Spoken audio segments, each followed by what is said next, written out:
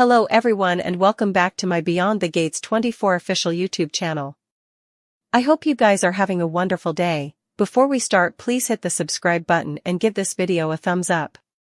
It was a busy week in Fairmont Crest, and the March 24th to 28th had its share of drama and undetermined problems for people.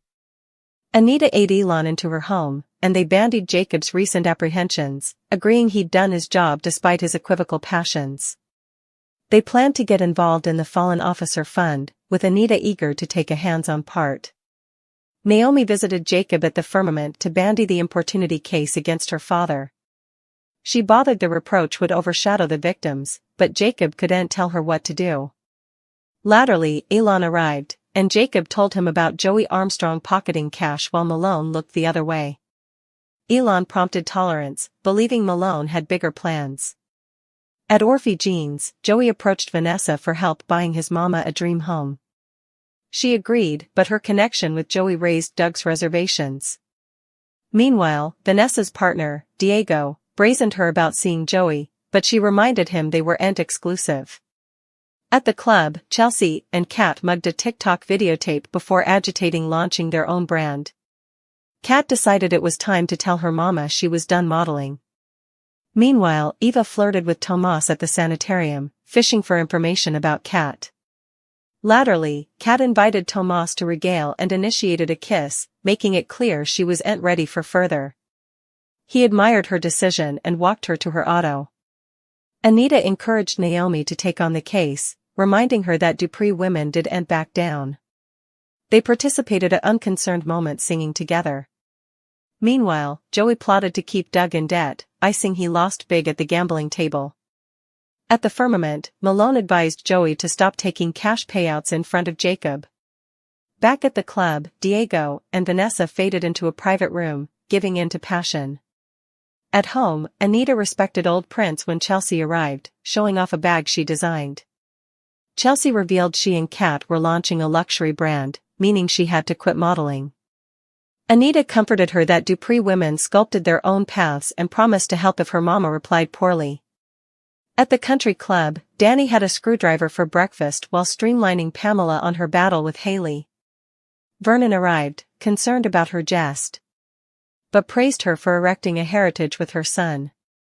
After she left, Anita informed Vernon that Chelsea was leaving modeling. Their discussion shifted to Martin's presidential intentions, which Anita claimed would destroy their family. Vernon agreed, he had to be stopped. Danny latterly met with Jonathan and Julia to bandy the fashion show.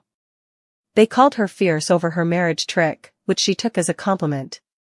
Chelsea joined just as Danny excitedly revealed a 3-time contract as the face of the show, only to be stunned when Chelsea blazoned she was quitting modeling. At home, Martin denied political intentions to Smitty, but after Vernon summoned him to the club, Smitty set up Martin's phone and suspected else. Vernon and Anita advised Martin that his history would ruin him if he ran for chairman. He refused to back down, averring he wanted further than they ever achieved. Meanwhile, Bill advised Mike about unhappy plant jest, and latterly commended in Tomas about his shattered relationship with Naomi. At Orphe Jean's, Naomi induced the importunity victims to let her take the case against her father. Naomi arrived at Bill's office just as he expressed love for Haley. Before he could attune with her, Tomas intruded. Bill had been served. Naomi was suing him. At the country club, Danny was shocked when Chelsea blazoned she was quitting modeling.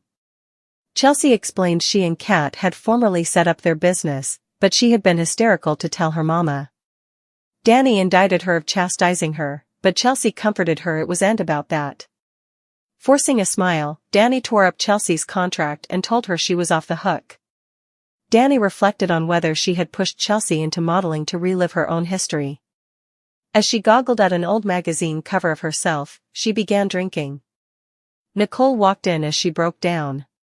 Meanwhile, Haley brazened Jacob at Orphe Jean's, asking how to mend Naomi's relationship with Bill. Jacob refused to get involved. At Bill's office, Naomi presented her case, which Bill dismissed. She indicted him of guarding his nethermost line, and he indicted her of using the action for vengeance. Furious, Naomi declared, "I'll see you in court," and stormed out. Tomas commended in Kat about the action, bothered it could sink the establishment. Their discussion turned kittenish, but Kat dodged it. At home, Bill revealed to Haley that Naomi was suing him. Though surprised, he respected her strategy and believed she was trying to reconnect with him. At the bar, Naomi told Jacob their fight felt familiar but hurt when Bill attacked her tête-à-tête. As Jacob stepped down, Haley stormed in, demanding answers. Nicole visited Danny to offer support, admitting how hard it was for her to let Chelsea go. She set up a cracked print of Danny's family, and Danny explained that someone had broken it, comparing it to her own fractured life. Nicole encouraged her to move on, but Danny admitted she was still hung up on Bill despite knowing he'd replaced her with someone youngish. Nicole prompted her to start dating again, but Danny plotted with the idea. They played a volley script, where Danny joked about drinking vodka and sadness, making Nicole realize how important work she had ahead. At Uptown, Naomi brazened Haley over Bill's action, criminating her of sleeping her way to a creation. Haley dismissed the action as frivolous, rankling Naomi. Their fellowship ended as Naomi pledged to fight back. At Orphe Jean's, Smitty was agitated about a job offer from Evan but came furious when he learned Martin had turned it down on his behalf. They argued, with Martin admitting he stressed losing Smitty to work.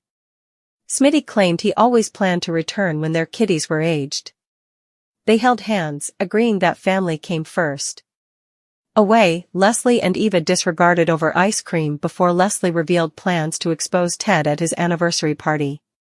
Eva misdoubted it would help, but Leslie was determined. Meanwhile, Kat intimately set up a retired camera in Nicole's office to catch Eva. Eva, summoned under false pretenses, set up herself manipulated by Kat and latterly assured by Ted. At the firmament, Malone softened toward Jacob, but Jacob suspected he'd ulterior motives. Back at Orphe Jean's, Samantha acted strangely when Martin and Smitty returned home. Tyrell also appeared, his face bruised, raising indeed further questions. Kat covered the videotape feed from her mama's office, hoping to catch Eva poking. Meanwhile, outdoors, Ted advised Leslie to stay down from his son.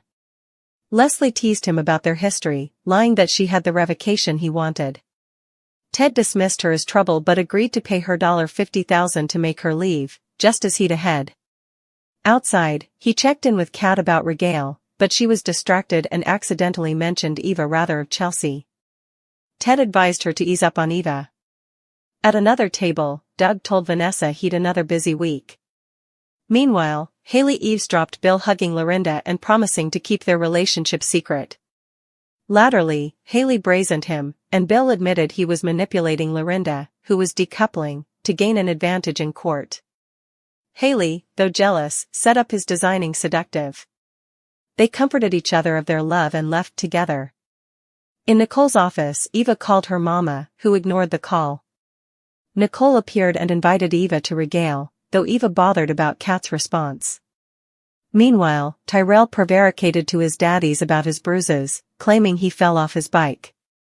Upstairs, he confessed to Samantha that an aged boy had lowered him by participating in unhappy print. They agreed not to tell their parents.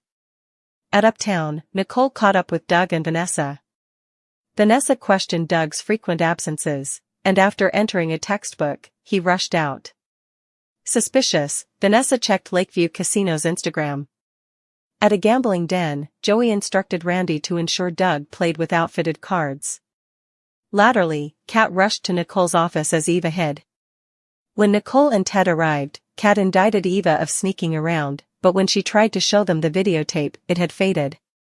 Still, before the Fairmont Crest gates are officially open to observers and the drama is unleashed, some stars of the new show offered up some reasons on why observers should tune in.